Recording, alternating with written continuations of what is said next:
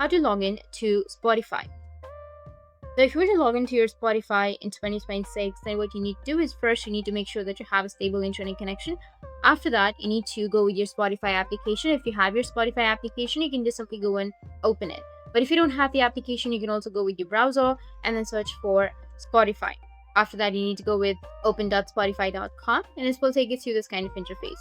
Now, in my case, I've not logged in yet, so you'll have the same kind of interface like this. You just need simply go with login, which will be in the top right. Once you click on login, it will take you to this kind of interface. Now you just need simply go and enter your email address, or you can also continue with your Google, Facebook, or Apple. Or if you don't have an account, you can just simply go and sign up to your account. So in order to log in, enter your email address, go with continue, and then you'll receive a verification code to your email address. So just simply go with your email address. Or you can also log in with your password. Click on login with password, which will be on the bottom, and it will take you to this kind of interface.